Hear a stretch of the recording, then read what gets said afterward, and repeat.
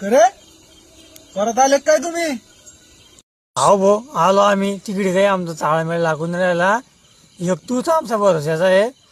तूच आम्हाला काहीतरी एखादं वावर चांगलं सांग भो. अरे मायच्या आता तुम्हाला कोणाचं वावर सांगा भो. तुमच्याकडे पाहून मला बी क्यू येऊ राहिली भो. आता हे पहा तुम्ही आता एक काम करा. गट नंबर 2.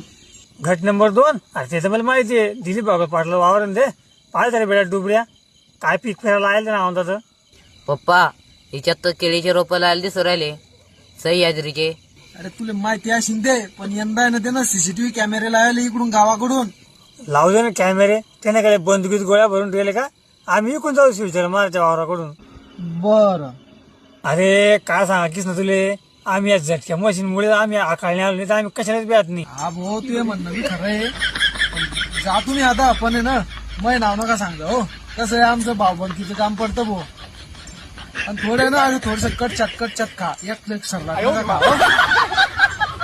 पाठवलं तर घरी बोमीन द्यायला आता. पण मै नाव सांगता का काय देता आमचे भांडणं लावून. तेच तर थांबणंच पडीन आता. काय वाटलं झालं कुडकुड आले का मी बाबा. खरे आले खरे. आलो भो. अरे काय किस ना इकून जाताना पलाडा मला कुत्रे आमच्या मागे लागले. काय काय खाल्लं मग?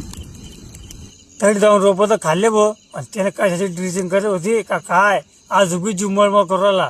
ऍसिडिटी झाली का काय काही समजत नाही आता. अरे त्यानं ड्रिचिंग मध्ये थायमेट टाकेला असेल. ऍसिडिटीने तुला त्या औषधीनं मळमळ उरालं.